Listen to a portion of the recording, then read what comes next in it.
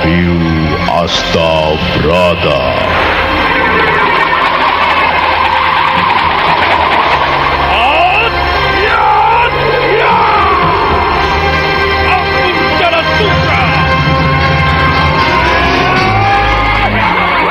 Serial Sandiwara Radio ini berlatar belakang sejarah Kesultanan Mataram, menggetarkan, mendebarkan, menggelorakan semangat, cinta, dan perjuangan umat manusia yang ingin menyibak misteri kehidupan ini.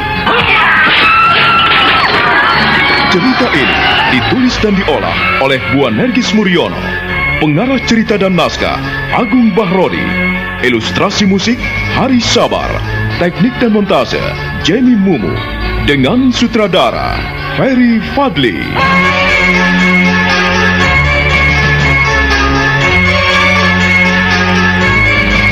Wahyu Astabrata.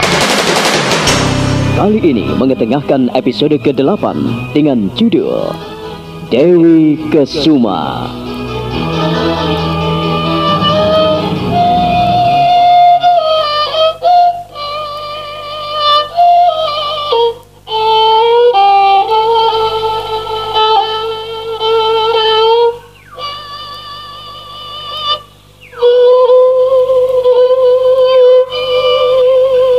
Aji Sukmo buru-buru bangkit meninggalkan Nyai Sorok. Hatinya benar-benar tak tenang setelah mendengarkan penilaian Nyai Sorok mengenai Roro Sunti. Pemuda itu buru-buru bangkit dan menghampiri Roro Sunti yang berjongkok dan sesekali muntah-muntah di pinggir pembaringan. Gadis cantik itu mendekap dadanya dan dari mulutnya berluncuran air liur.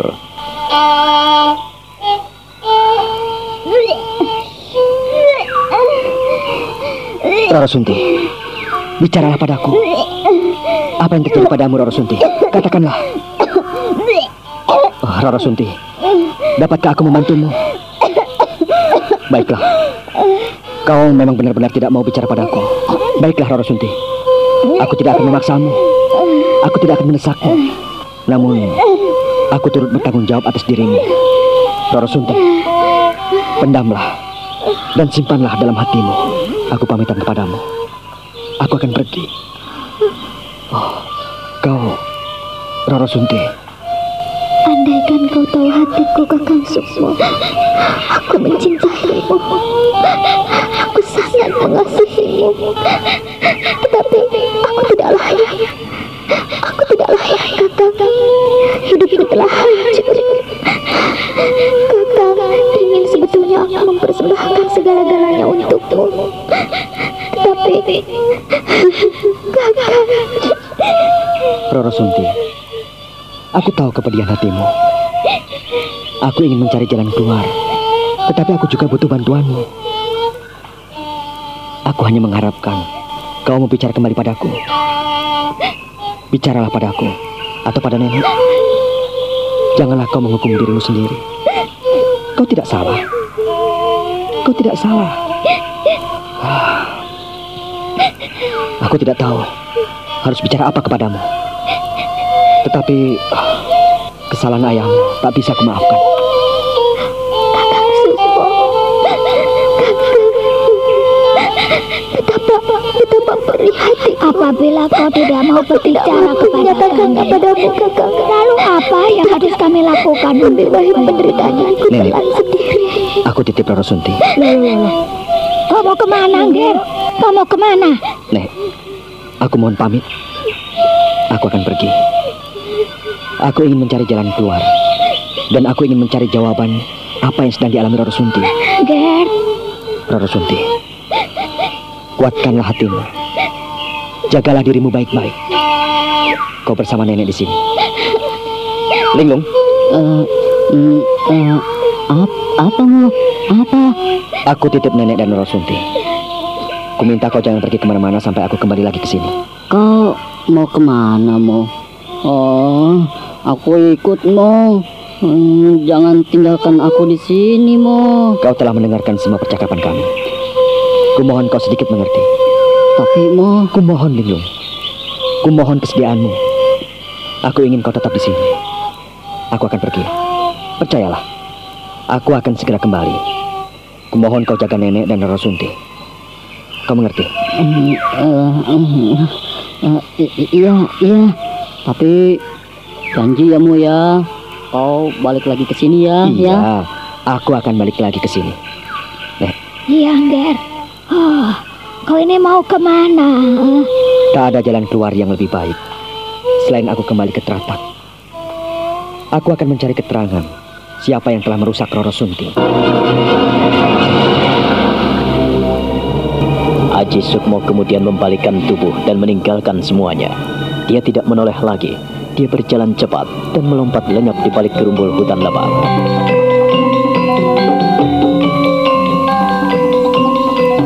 Sementara itu, perjalanan Wulan dan Pangeran Jayorogo yang disertai Nuri sudah sampai ke tengah hutan lebat. Di tengah hutan itu, berdirilah sebuah bangunan yang kokoh, bangunan milik seorang prajurit yang mengaku anak buah Pangeran Jayorogo.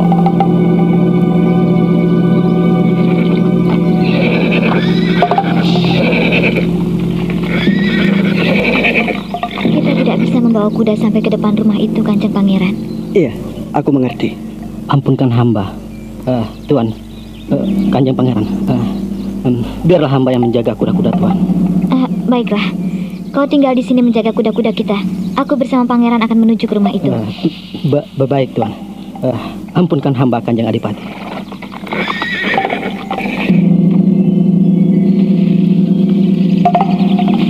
Kalau tempat ini ada yang menghuninya, mengapa sepi sekali? Hamba Kanjeng Pangeran, kita masuk ke sana.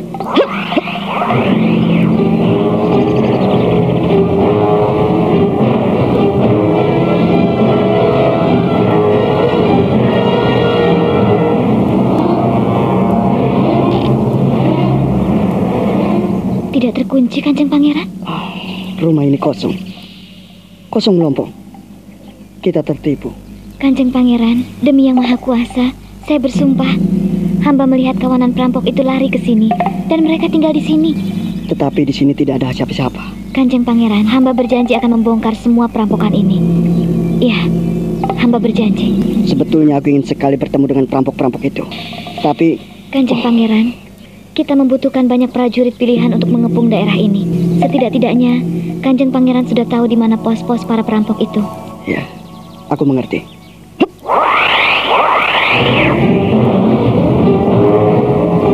Melihat kotoran kuda yang banyak bertebaran di sini, memang aku percaya mereka bertempat tinggal di sini. Namun, kotoran kuda ini sudah ditinggalkannya 1 hari atau 2 hari.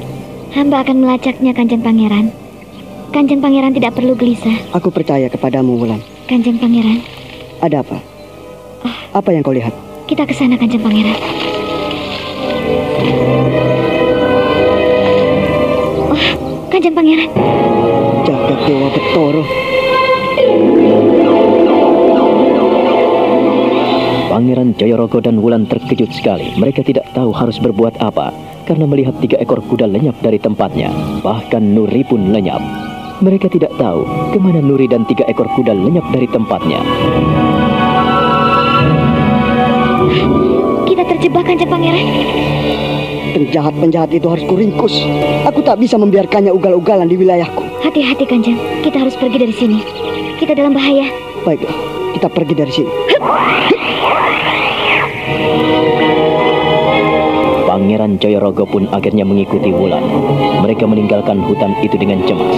Wulan melakukan gerakan-gerakan yang hebat. Mereka menyusup ke semak belukar dan meninggalkan tempat itu. Sementara itu, perjalanan Aji Sukmo sudah sampai di Tratak. Ia menuju ke tempat di mana ia selalu bertemu dengan Sirih dan Semi.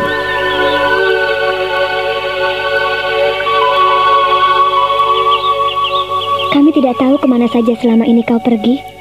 Apakah kau sudah mendengar Roro Sunti dan ayahnya lenyap dari sini? Sebetulnya apa yang terjadi pada Roro Sunti, Sirih? Kami pun tak tahu. Tetapi kalau kau mau mendengarkan kata-kataku dan kalau kau mau percaya, Ada apa, Sirih? aku ingin memastikan kalau tempat ini benar-benar aman dan tidak ada yang menguping. Tempat ini aman. Tak ada orang lain selain kita. Sukmo, sebelum Roro Sunti dipasung, tahukah kau apa yang terjadi? Untuk itulah aku datang kemari dan ingin mendapatkan keterangan darimu. Nah, Sirih, ceritakanlah. Aku tak sabar lagi. Mengerikan sekali. Ki Srenggi benar-benar biadab. Biadab. Maksudmu, apa yang terjadi? Ki Srenggi bukan hanya memasung putrinya, tetapi sebelum Roro Sunti dipasung, ia pun telah menidurinya. Apa? Apa, Sirih? Kau boleh percaya, boleh tidak. Tetapi itulah yang ramai dibicarakan orang-orang di sini, Sukmo. Jagat Dewa Betara. Sirih. Sirih. Kau boleh percaya kepadaku, boleh juga tidak. Jika kau tidak percaya dengan keteranganku, kau boleh menanyakan hal ini pada Roro Semi. Datanglah ke rumahnya dan bertanyalah kepadanya. Sirih, tidak. Sirih, tidak. Tidak, Sirih. Kau tidak percaya kepadaku, Sukmo? Sukmo, kami pernah melihat bagaimana keadaan Roro Sunti ketika dipasung. Ia sedikit pun tidak mengenakan pakaian. Tubuhnya dilucuti ayahnya. Dan kami yakin Ki Srenggi menghancurkan hidup anaknya sendiri. Sukmo, tunggu! Tunggu, Sukmo!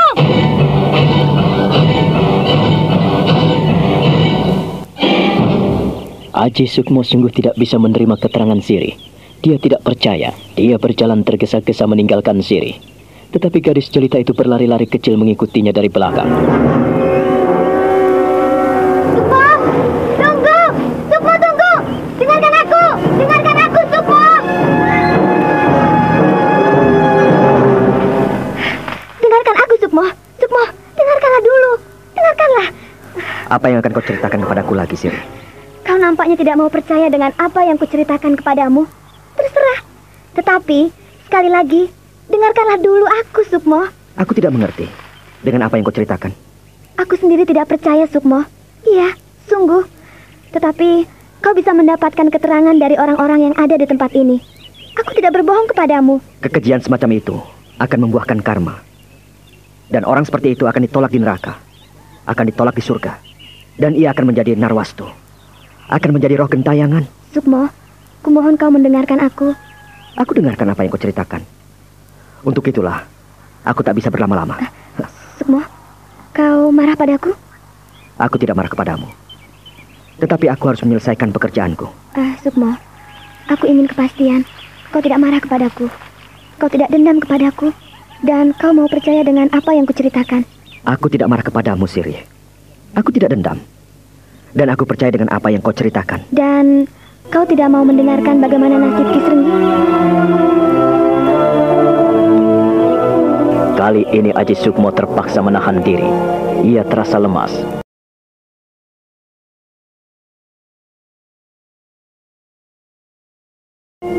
Dia pandangi Sirih lekat-lekat. Kau ingin tahu bagaimana keadaan Ki Srenggi saat ini? Apa yang kau tahu tentang lelaki biadab itu? Sukmo, Ki Srenggi mendapatkan celaka. Apa? Ia dihajar oleh Dewi Maut. Apa, Sirih?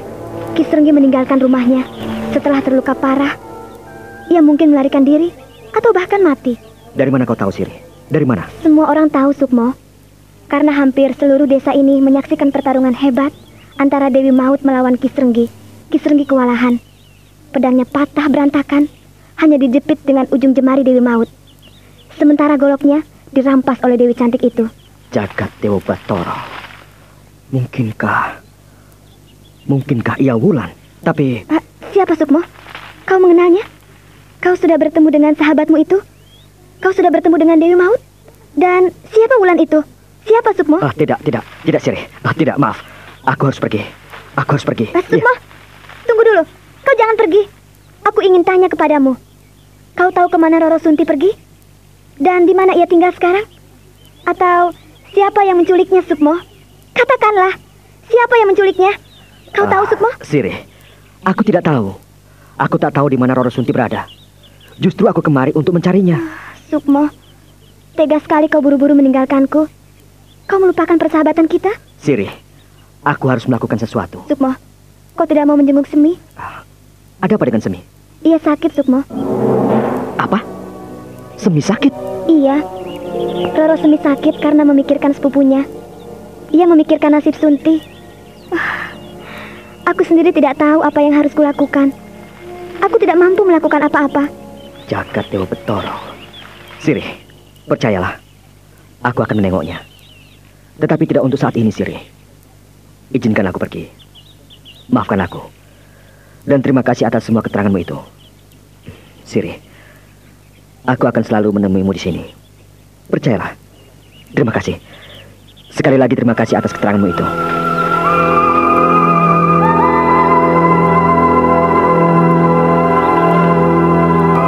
Siri hanya bisa menatap kepergian Sukmo dengan mata melotot dan bibir setengah menganga. Dia tidak percaya melihat sahabatnya yang meninggalkannya begitu saja. Dan nampak mendung menggantung di wajahnya. Dia pun buru-buru membalikkan badan dan berlari. Berlari meninggalkan tempat itu.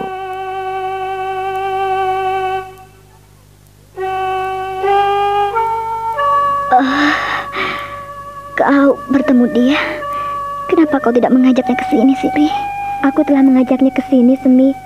Tetapi nampaknya ia buru-buru sekali. Katanya banyak pekerjaan yang harus diselesaikannya. Ia sudah tahu di mana Roro Sunti berada dan bagaimana nasibnya. Aku tak tahu, Semi. Ia nampaknya menutupi sesuatu. Aku tak tahu apa yang diinginkannya. Kasihan dia. Kasihan sekali. Kita tidak bisa menolong mereka. Kasihan. Kita telah berusaha semampu kita. Tetapi kalau tidak bisa, apakah kita memaksakan diri? Semoga Yang Maha Kuasa menyertainya. Aku tidak tahu ia mau pergi kemana lagi, Semi. Aku tidak bisa mencegahnya. Kau tidak menanyakan kalau ia sudah bertemu dengan Roro Sunti? Aku tidak sempat menanyakannya. Aku tak sempat mendesaknya. Dan aku tak mampu mendesaknya seperti itu, Semi. Ada apa, Siri? Nampaknya kau ada masalah. Ada apa? Aji Sukmo nampaknya merahasiakan sesuatu. Iya. Ia menyembunyikan sesuatu dari depanku. Tetapi aku tidak tahu apa sebetulnya yang ia sembunyikan. Siri, kau biasanya pintar merayu. Mengapa tidak kau lakukan dengan caramu? Aku tidak berani, Semi. Aku tidak berani. Kau tidak tahu bagaimana kerasnya dia. Mana aku berani. Tetapi aku telah berusaha. Namun ya seperti itulah hasilnya. Aku tak tahu kemana ia pergi. Tetapi aku akan berusaha. Kau harus membantunya, Siri. Tolonglah dia. Kasihan Roro Sunti. Bagaimana aku harus membantu kalau ia tidak mau berterus terang, Semi? Hanya hati dan pikirannya yang dapat menjawabnya. Terima kasih. Aku akan berusaha. Dan kau harus cepat sembuh, Semi. Sirih menggenggam tangan Roro Semi yang masih berbaring di pembaringan. Sementara itu Aji Sukmo yang masih dibicarakan mereka telah sampai di rumah Kisrenggi. Roro Sunti, benarkah ayahmu melakukan tindakan biadab itu? Ia menodaimu. Ia memperkosamu. Oh, jagat Dewa Betoro. Mengapa masih ada orang yang berhati harimau seperti itu? Manusia atau hewankah Kisrenggi itu?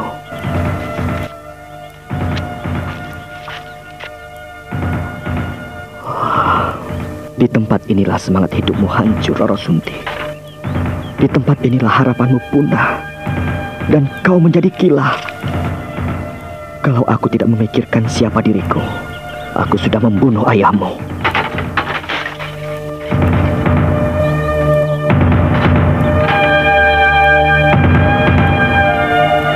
Aji Sukmo memeriksa seluruh ruangan yang ada di dalam rumah Kisrenggi. Rumah itu nampak gelap dan sunyi. Barang-barang pecah belah telah berhamburan, hancur berkeping-keping di lantai akibat kemarahan Kisrenggi yang telah menghancurkan semua miliknya sebelum meninggalkan rumah itu. Pasungan ini, semut. Ribuan semut bergerombol di sini. Semut merah. Apakah yang mereka makan? Oh, Roro Sunti, kasihan kau. Jagat Dewa Betoro, ayahmu benar-benar kejam, keji dan biadab. Oh, kiranya Yang Maha Agung menghukumnya. Tetapi aku telah berjanji, Roro Sunti. Aku tidak akan menumpahkan darah ayahmu. Biarlah anak cucunya sendiri yang membalas tindakan kejinya seperti ini. Oh, Roro Sunti, semoga keadilan Yang Maha Kuasa turun atasmu. Dan aku tidak rela apabila kau terus menderita seperti itu. Oh, Roro Sunti, aku akan mencari keadilan untukmu dengan caraku sendiri.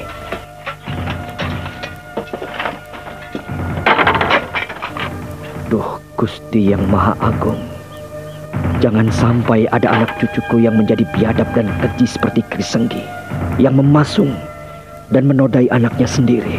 Oh, jagat Dewa Betara. Sungguh tak akan kubiarkan. Haji Sukmo terkejut sekali ketika dia sedang meratap. Tiba-tiba ada orang yang melompat tak jauh dari tempatnya berdiri. Dia terkejut sekali hingga melompat beberapa tindak dari tempatnya berdiri. Dia mengamati pemuda gondrong itu. Pemuda yang tidak asing lagi. Haji Sukmo hanya bisa mengumpat dan marah dalam hatinya.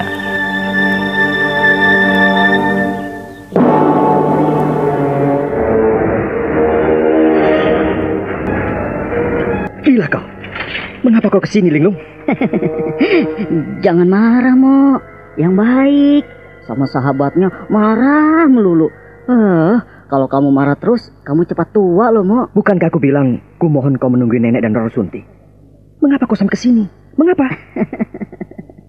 Jangan marah, Mo. Aku kemari untuk menyampaikan berita penting, Mo. Ada apa lagi? Ada apa? Ayo, cepat katakan. Dan kembali ke sana. Mo, kamu harus balik ke Alas Dowo, Mo. Apa? Ada apa? Ayo, cepat katakan. Katakan. Mo, aku tidak bisa ceritakan kepadamu. Lebih baik, ayolah ikut aku. Pulang sebentar ke Alas Dowo. Pekerjaanku di sini belum selesai, Linglung. Lagi pula, aku telah pamit kepadamu bahwa aku akan pergi cukup lama. Dan aku tidak akan kembali sebelum pekerjaanku selesai. Mo, pokoknya kamu harus pulang, Mo. Ayo cepat, ayo pulang. Tidak. Katakan dulu apa yang telah terjadi. Baru aku pulang.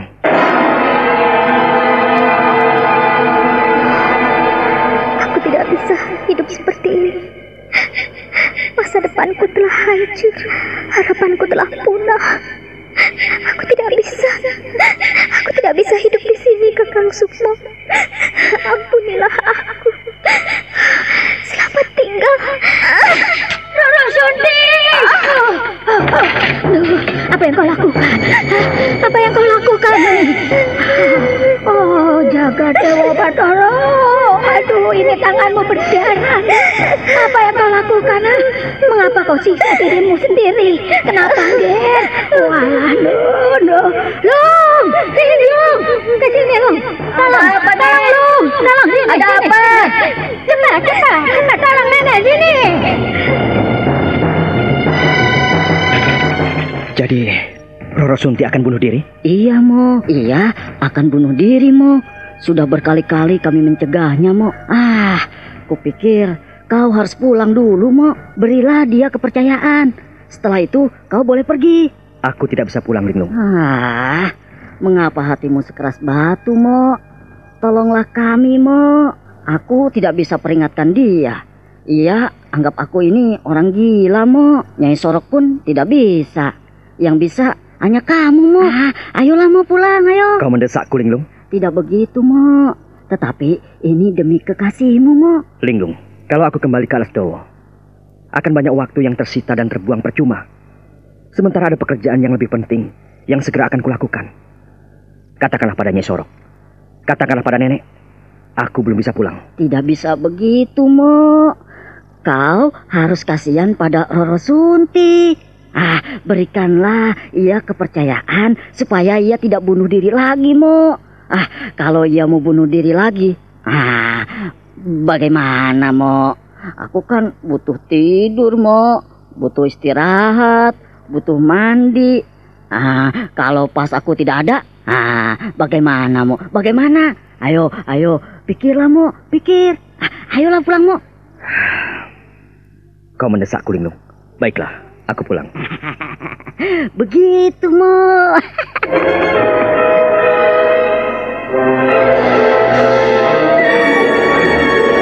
Dengan hati mendongkol, Haji Sukmo akhirnya mengikuti Linglung meninggalkan rumah Ki Srenggi.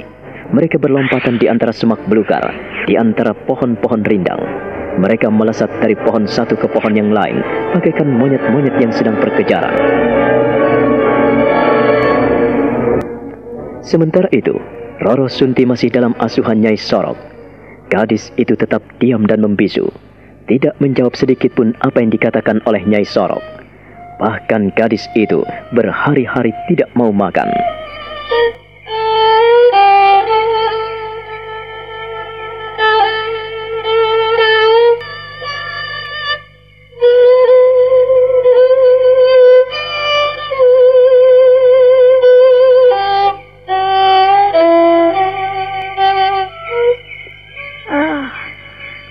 tidak mengerti, Nduk. Sejak kau datang di sini sedikit pun tidak mau bicara pada nenek. Perhatikanlah, kau ini hampir mati karena tanganmu kau lukai sendiri. Kau tidak sayang nenek. Maafkan aku, Nenek. Maafkan aku. Aku tidak layak hidup dekat dengan Kakang Sukmo, sehingga ia pergi meninggalkan kita. Ia pasti benci aku. Ia pasti marah padaku. Aku telah ternoda. Aku telah hancur. Dan aku tidak layak hidup dekat dengan dia. Aduh. Andaikan nenek boleh tahu isi hatimu. Andaikan kau mau bicara pada nenek, percayalah pada nenek, Nduk. Percayalah, nenek sayang padamu. Nenek mencintaimu dan nenek tidak rela melihatmu menderita. Untuk itulah nenek berkali-kali menyuruhmu agar Sukmo menjemputmu, menolongmu dan melepaskanmu dari cengkeraman ayahmu yang edan itu. Semuanya telah hancur. Semuanya tinggal serpih-serpih. Aku ini debu, Nek. Aku ini sampah. Gusti yang Maha Agung, ampunilah aku. Aku hanya ingin mati. Aku tidak kuat menanggung beban penderitaan seperti ini. Aku tidak kuat menanggung malu dan aib ini. Apabila kau mau membagi suka dan dukamu pada nenek, tentu tidak seperti ini, Nduk. Oh, nenek menyayangimu. Linglung juga mencintaimu. Sukmo, ia sangat mengasihimu, guys. Jangan sia-siakan perhatiannya dan pengorbanannya. Kalau tahu kau ingin bunuh diri, nenek tidak tahu apa yang akan terjadi. Dia pasti akan marah sekali pada nenek. Oh, kalau sampai kau bunuh diri, nenek pasti bisa ikut mati, Nduk.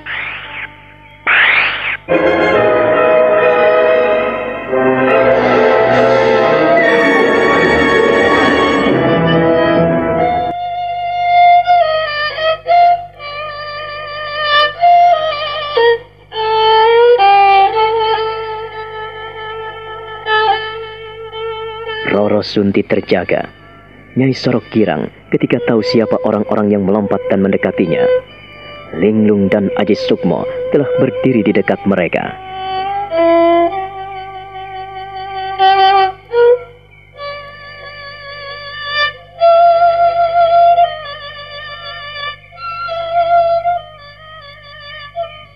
Roro Sunti, ada apa dengan tanganmu? Kakang Sukmo, akhirnya kau kembali juga. Kukira kau marah padaku. Aku tidak berarti lagi untukmu, Kakang. Roro Sunti, apa yang terjadi padamu? Padahal aku sudah berpesan agar kau tetap tenang tinggal bersama nenek dan Linglung. Mengapa kau lakukan semua ini? Atau kau tak percaya lagi padaku? Apapun yang terjadi padamu, Sunti, aku sangat mencintaimu. Kakang Sukmo, maafkanlah aku. Ampunilah aku, Kakang. Roro Sunti, aku ingin membahagiakanmu. Aku pergi dari sini adalah untukmu, bukan untuk siapa-siapa. Tapi sayang, apabila kau lakukan ini, janganlah melakukan tindakan bodoh. Kau mengenal bahwa mati dan hidup kita hanya ada di dalam genggaman yang maha kuasa. Seseorang yang tabah, sabar, dan rela menderita, maka ia akan mendapatkan kebahagiaan di akhir nanti. Kau percaya itu? Kau jangan menyiksa dirimu seperti ini. Kau juga jangan menyiksa orang-orang yang mencintaimu, Roro Sunti.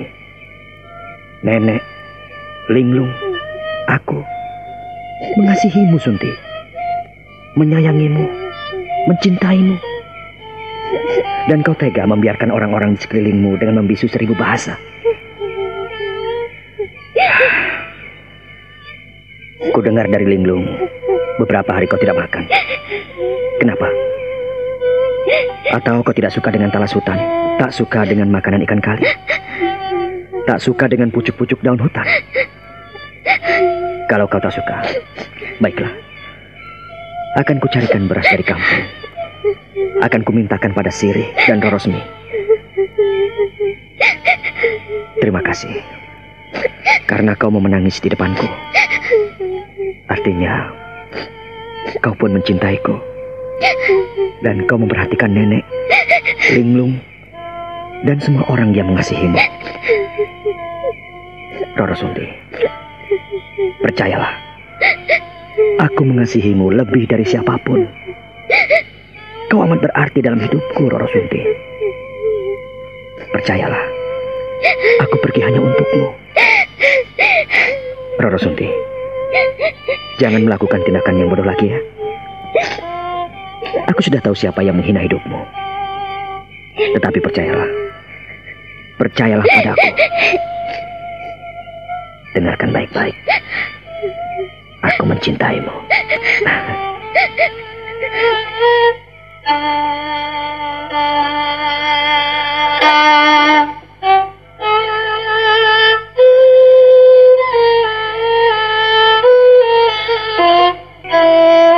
Jadi kau sudah tahu siapa yang menodai Roro Sunti? Iya. Tapi kau tidak boleh percaya begitu saja pada keterangan mereka. Kau harus uji keterangan itu, Sukmo. Kau jangan berbuat bodoh lagi. Itulah yang akan kulakukan, Nek. Tak sia-siakan aku pamitan kepadamu untuk pergi. Tetapi aku tak menduga apabila ada kejadian seperti ini. Aku ingin agar Roro Sunti tidak mencoba untuk bunuh diri lagi, Nek. Saat itu aku lagi sibuk di dapur, Engger. Linglung juga sedang mengumpulkan kayu bakar. Oh, itulah, Nger. Aku tidak ngerti itu. Kali ini aku percaya ia tidak akan melakukan kebodohan lagi. Ia mau menangis di depanku. Biarlah, Nek. Jangan desak dia untuk bicara. Yang penting, kita menyayanginya. Kita mengasihinya. Nek. Ya, Nger. Ada apa? Jagalah baik-baik, Nek. Aku ingin pergi kembali ke Kuat Ratak. Apa, Nger? Jangan keras-keras, Nek. Percayalah. Dan Nenek tidak boleh bicara pada siapapun. Aku ingin menjernihkan hati dan pikiran. Aku ingin melamar sang pangeran Pedang Kangkam pada sang permaisurinya, Nyai Sampur Jalasutra. Saking terharunya, Nyai Sorok memeluk anak asuhnya. Aji Sukmo terharu sekali melihat Nyai Sorok berkaca-kaca menatapnya, dan ia pun memeluk kembali perempuan renta itu dalam dekapannya. Aji Sukmo tersenyum, lalu ia undur dari hadapan Nyai Sorok. Hati-hati, Nger. Nenek hanya bisa berdoa untukmu, supaya apa yang kau lakukan dapat berhasil. Hanya Nenek yang bisa menguatkan hati dan pikiran. Nek, saya harus pergi. Cepat atau lambat kau memang harus pergi. Kurasa kau telah cukup persiapan. Nenek tidak bisa menahanmu. Tetapi jika nanti kau berhasil, janganlah kau melupakan orang tua yang telah renta ini, Nger ya. Nenek, mana mungkin aku melupakanmu? Nenek adalah orang yang paling berarti dalam hidupku. Aku tidak akan pernah melupakanmu. Nek, mohon doa restumu. Aku pasti berhasil. Sinar matamu, cahaya wajahmu, dan semangat hidupmu telah menunjukkan bahwa kau pasti berhasil. Akan tetapi, jangan sekali-kali kau lupa diri, ya, Nger. Terima kasih, Nek. Aku tak akan pernah lupa diri. Aku ini apa? Aku ini siapa? Nek, malam ini juga aku pergi. Sampaikan salamku pada Roro Sunti dan Linglung. Aji Sukmo kemudian mencium tangan neneknya.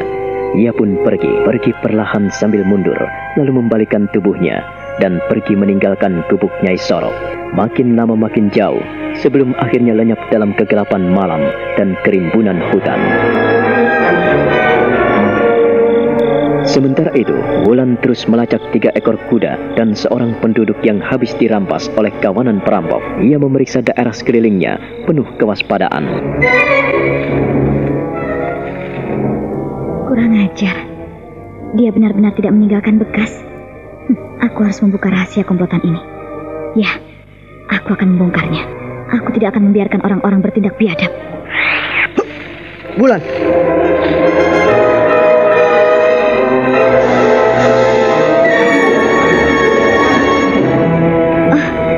Kanjeng Adipati, kenapa kembali ke sini? Aku tidak bisa membiarkanmu seorang diri, Wulan. Kita harus mencari bersama-sama komplotan penjahat itu. Kanjeng Adipati, apabila mungkin, biarlah hamba pergi sendiri. Biarkanlah saya sendiri yang mencari mereka. Tidak, Wulan. Aku tidak akan membiarkanmu pergi seorang diri tanpa kawan. Sebab kau pasti butuh bantuan. Kanjeng Pangeran, saya memikirkan keselamatan Kanjeng Pangeran. Kalau ada sesuatu yang membahayakan, biarlah hamba sendiri yang menanggungnya. Kanjeng Pangeran, jangan sampai celaka karena tindakan orang-orang yang tak tanggung jawab. Tidak, Wulan. Aku harus menemanimu. Aku harus mencari komplotan itu sendiri. Kanjeng Pangeran, seperti yang Kanjeng Pangeran lihat, mereka tidak meninggalkan bekas kuda, ataupun orang-orang yang diculiknya. Sedikit pun tidak tersisa. Di mana Nuri dan di mana 3 ekor kuda itu lenyap begitu saja tanpa bekas. Bahkan tapak kuda dan kotoran-kotorannya pun tidak ditinggalkan. Tapi aku tidak tega membiarkanmu pergi seorang diri, Wulan. Hamba sudah terbiasa pergi seorang diri, Kanjeng Pangeran. Biarkanlah hamba tangani sendiri. Tidak, Wulan. Aku harus menemanimu. Kau tidak bisa mencari orang itu sendiri. Jangan-jangan kau sendiri yang terjebak dalam kungkuman mereka. Kanjeng Pangeran, percayalah pada hamba. Hamba akan membereskan semua ini. Percayalah. Wulan, aku mengkhawatirkan keselamatanmu. Hamba mohon, Kanjeng Pangeran. Kanjeng Pangeran tidak cemas terhadap keselamatan hamba. Hamba bisa mengatasi sendiri. Wulan, kau jangan bicara seperti itu. Aku benar-benar memikirkan siapa dirimu. Kalau kau hilang, lalu siapa yang akan menggantikanmu? Kanjeng Pangeran, hamba bisa menjaga diri dan hamba yakin apabila bisa membongkar apa yang telah terjadi di sini. Hamba tidak tega membiarkan orang-orang sewenang-wenang bertindak di Ponorogo ini. Wulan, kau seorang perempuan dan tanpa kawan ingin meringkus komplotan penjahat. Mana mungkin? Dan aku khawatir akan dirimu. Kau bisa membina orang-orang yang mau membantu pemerintahanku. Kalau kau tak ada, lalu siapa yang menggantikanmu? Kanjeng Pangeran, hamba berjanji, setelah mengetahui siapa yang ada di balik komplotan itu, maka hamba akan kembali menghadap Kanjeng Pangeran. Sekali lagi, hamba mohon agar Kanjeng Pangeran supaya kembali ke Kadipaten. Wulan, hamba mohon agar segera kembali, Kanjeng Pangeran. Maaf, hamba harus segera pergi supaya tidak terlambat mengejar mereka.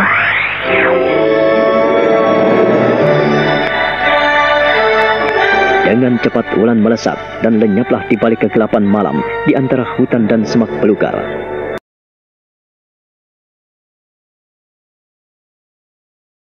Selain berlari dan melompat menuju ke tempat di mana Wulan lenyap.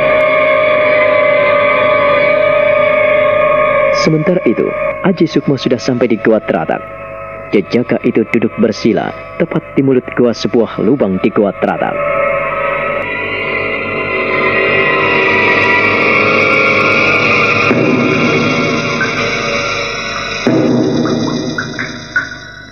Eyang, jika kau memperkenankan dan merestui apa yang kulakukan saat ini, biarkanlah aku memulai apa yang kau inginkan, melaksanakan segala perintahmu, agar tugasku dapat kujalani dengan baik. Kali ini, aku membawa kembang setaman dan kemenyan. Aku akan menyalakan dupa saat ini.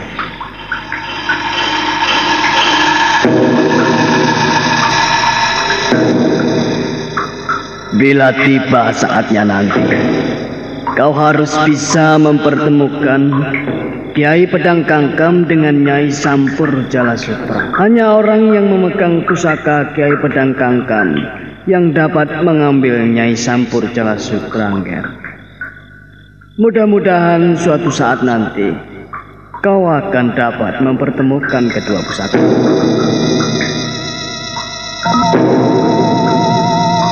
Eyang, aku akan melakukan apa yang kau inginkan. Di depanku telah ada kembang setaman dan dupa ini. Eyang, aku akan memulai.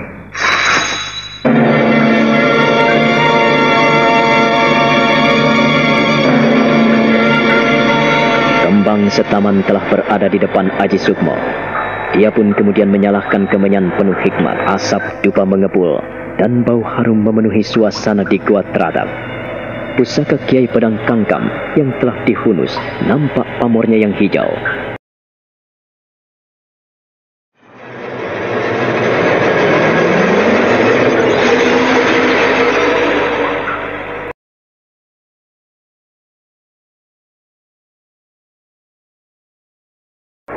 matanya terpejam, napasnya teratur, pikirannya dipusatkan pada satu tujuan.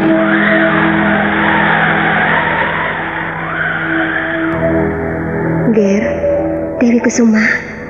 Kanjeng Ibu, perkenankanlah aku pergi. Ada yang memanggilku, Ibu. Anakku, Ger, kau mau kemana? Pergi kemana?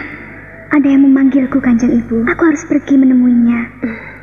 Tapi, Ger, Kanjeng Ibu pernah mengatakan padaku bahwa aku tidak boleh mempermainkan manusia. Kalau ia membutuhkan aku, maka aku harus menemuinya. Kanjeng Ibu, perkenankanlah aku menemuinya. Dewi Kusuma, kau akan pergi? Kanjeng Ibu, mohon doa restumu. Dengarkanlah. Dengarlah. Dengarlah. Ada manusia yang memanggilku.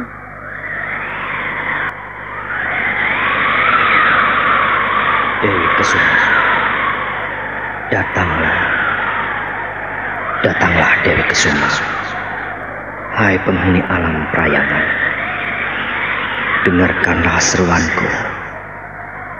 Dengarlah.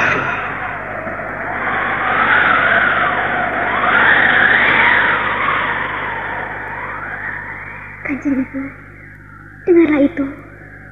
Kanjeng Ibu tidak mendengarnya? Ya, Ibu mendengarnya.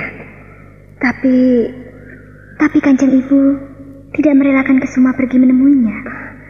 Bukannya tidak rela, Ger. Tapi Ibu khawatir sekali. Khawatir? Khawatir padaku? Untuk turun ke dunia manusia membutuhkan perjuangan, tekad, dan kerelaan. Kanjeng Ibu, mengapa Kanjeng Ibu cemas sekali padaku? Oh, anakku, karena turun ke dunia manusia, maka Kanjeng Ibumu tidak memiliki apa-apa lagi di alam prayangan ini. Kau rela melepaskan milikmu yang kau jaga selama ini. Kanjeng Ibu, Kusuma rela melepaskan segalanya. Kusuma siap menghadapinya. Lihatlah Kanjeng Ibu, lihatlah. Oh, anakku. Kanjeng Ibu, Kusuma ingin menari, menari, dan menari. Lihatlah Kanjeng Ibu.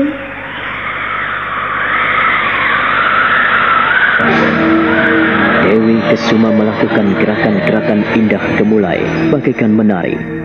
Dewi Jin sang ibu terharu menyaksikan putrinya. Ia menatap putrinya dengan mata berkaca-kaca. Sementara tarian Dewi Kusuma makin lama makin cepat. Ger, anakku, apabila kau ingin melakukan sesuatu, lakukanlah, Ger. Tapi ingat, sekali lagi jangan kau mengecewakan seseorang yang telah kau tanggapi keinginannya. Kanjeng Ibu, akan kupegang segala janjimu. Izinkanlah Kusuma pergi. Anggir, anakku, lakukanlah yang terbaik untukmu. Sekali lagi, jangan mengecewakan makhluk yang bernama manusia. Kanjeng Ibu, Kusuma berjanji. Kusuma berjanji. Kanjeng Ibu. Kusuma anakku, Ger. Kanjeng Ibu, Kusuma pergi. Kusuma anakku, hati-hatilah. Jangan sampai kau menyesal dan kecewa dengan keputusanmu. Kanjeng Ibu, Kusuma telah memutuskannya untuk mengikuti jejak Kanjeng Ibu. Hati-hatilah.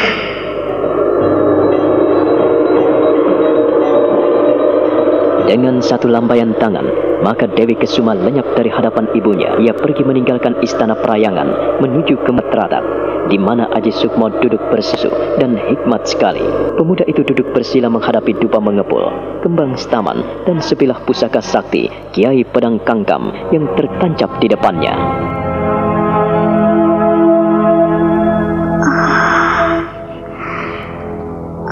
Aji Sukmo, wajahmu tampan.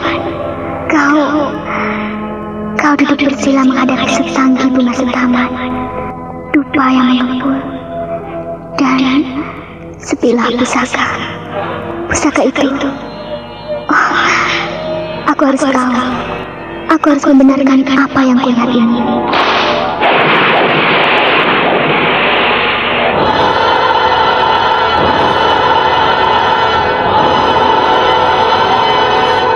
Kesuma, mengapa kau mengajak ibu kemari? Kenapa? Bukankah kau telah berpamit kepadaku, Kanjeng Ibu? Lihatlah, lihatlah. Perhatikanlah di mulut gua itu. Di depan lubang bundar, ibu tahu? Ya, bukankah dia manusia pujaanmu? Pemuda yang kau harapkan. Dia telah memanggil-manggilmu. Kanjeng Ibu, benarkah yang ada di hadapan pemuda itu Kiai Pedang Kangkang? Melihat dari pamornya yang hijau kebiru-biruan dan memancarkan cahaya yang sejuk, dia adalah Kiai Pedang Kangkang. Kanjeng Ibu, kulihat noda-noda percikan darah mengotori seluruh permukaan dan kisi-kisi Kiai Pedang Kangkang. Anakku, apabila Kiai Pedang Kangkang dihunus di tengah medan peperangan, mau tidak mau ia harus minum darah. Kanjeng Ibu, mengapa begitu ganas pusaka itu? Anakku, pusaka Kiai Pedang Kangkang akan sulit dijinakan apabila tanpa busana yang kau kenakan itu. Kanjeng Ibu? Iya, Nger. Dia layak menerima kehadiran Nyai Sampur Jaya Sutra. Kalau begitu,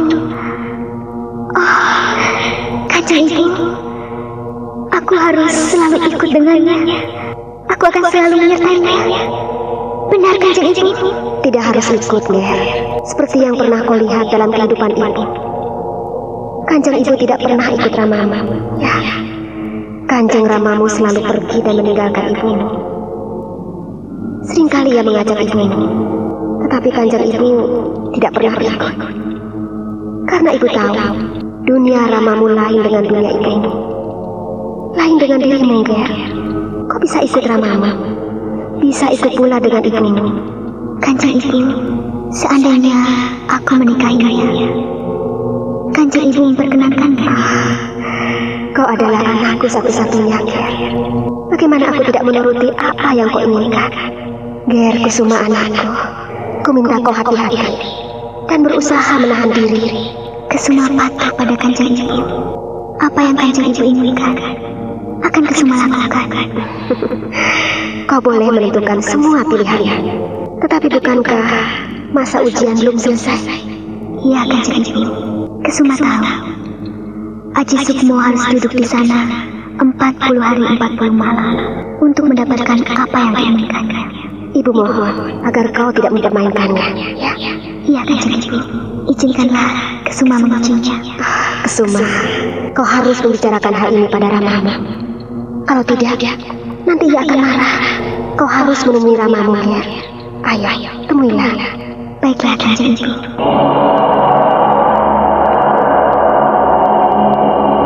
Tak jauh dari tempat Aji Sukmo duduk bersila, Dewi Kesuma lalu melangkah meninggalkan ibunya. Ia lalu bersedekap memandang ke timur. Setelah itu ia kembali memegang ujung Nyai Sampur Jala Sutra yang melilit di tubuhnya. Suasana menjadi hening dan mencekam.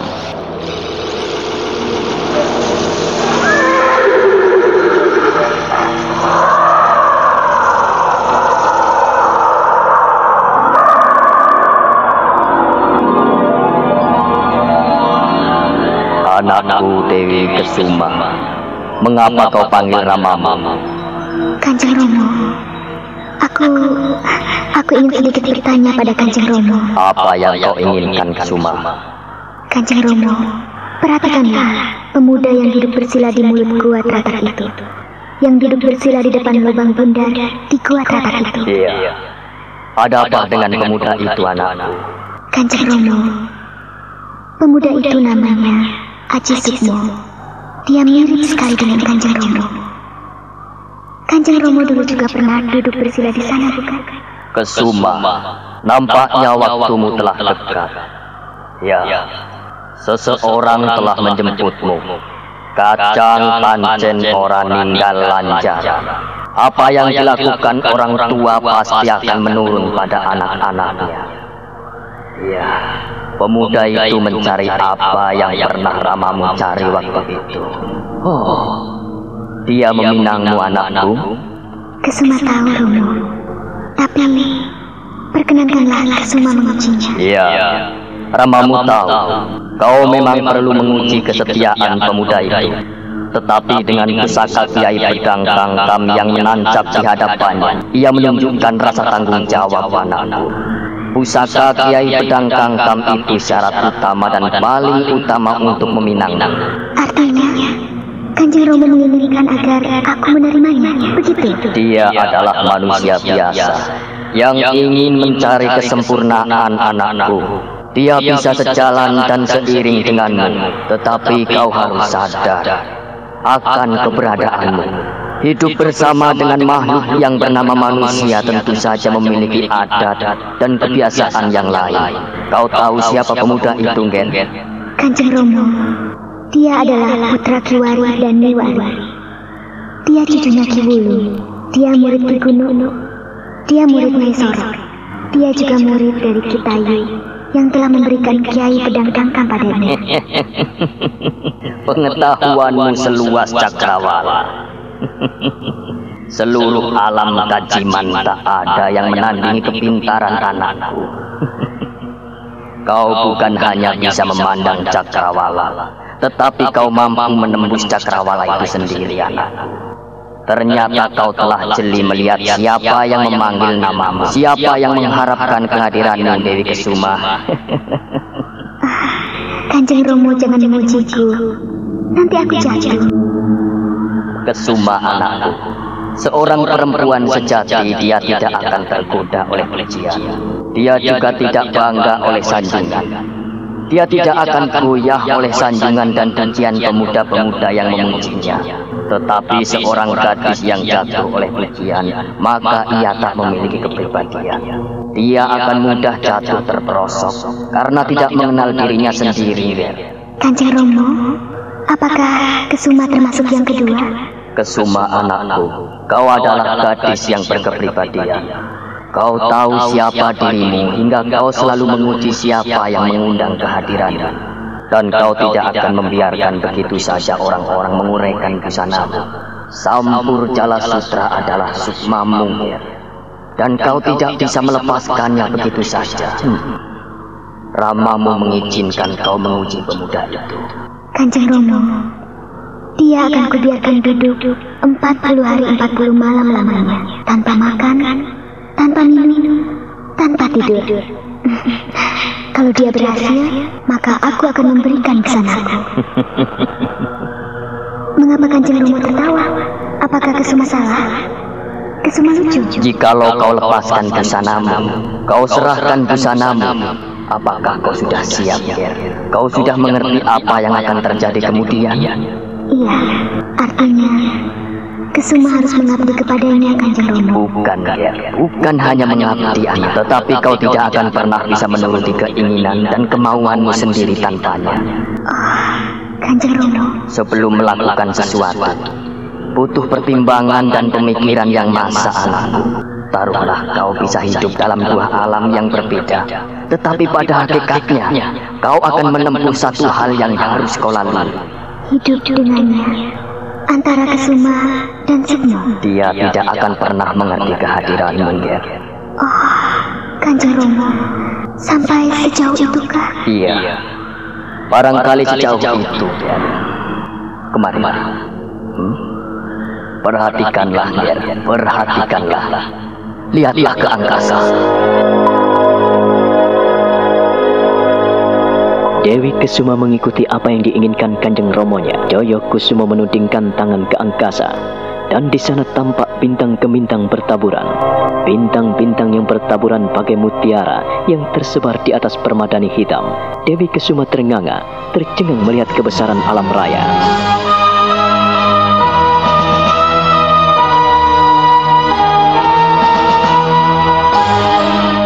Nah, bagaimana kisah selanjutnya?